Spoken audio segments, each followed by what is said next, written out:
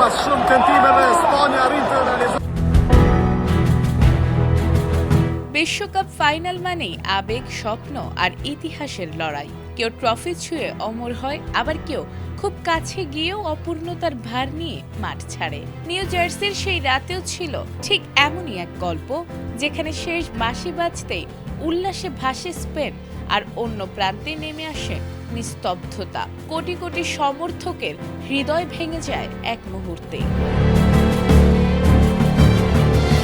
New জার্সির MetLife স্টেডিয়ামে অতিরিক্ত সময়ের রোমাঞ্চ শেষে বিশ্বকাপ ফাইনালে আর্জেন্টিনাকে 1-0 গোলে হারিয়ে চ্যাম্পিয়ন হয়েছে স্পেন। ম্যাচের 106তম মিনিটে ফেররান তরেসের একমাত্র গোলেই নির্ধারিত হয় শিরোপার ভাগ্য।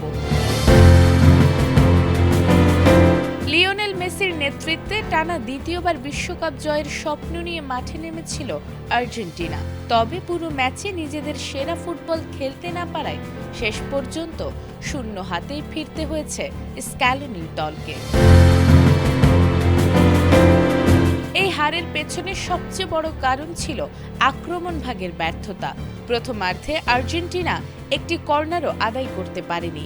গোলমুখে কোনো কার্যকর শটও ছিল না। ম্যাচের ৭৮ মিনিট পর্যন্ত তারা প্রতিপক্ষের গোলরক্ষককে বড় কোনো পরীক্ষায় ফেলতে পারেনি। অতিরিক্ত সময়ে মেসি ও জুলিয়ানো সিমিওনের দুটি চেষ্টা ছাড়া উল্লেখযোগ্য সুযোগও তৈরি হয়নি।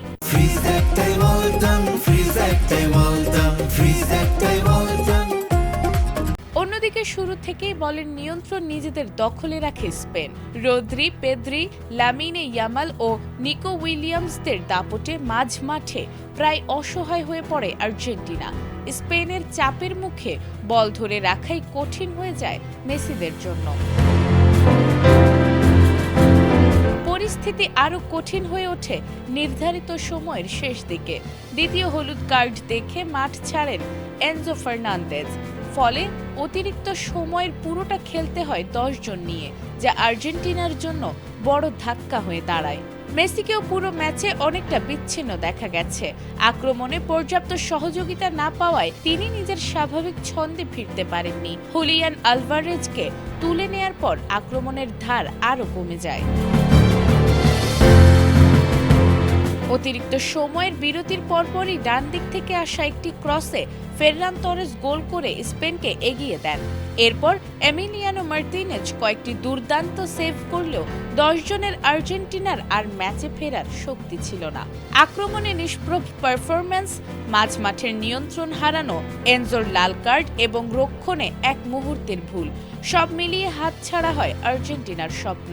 আর ধৈর্য, কৌশল ও দারুণ দলীয় ফুটবল উপহার দিয়ে দ্বিতীয়বারের মতো বিশ্বকাপের সোনালী ট্রফি নিজেদের করে নেয় স্পেন। নাজমুন নাহার জান্নাত, এটিএন বাংলা।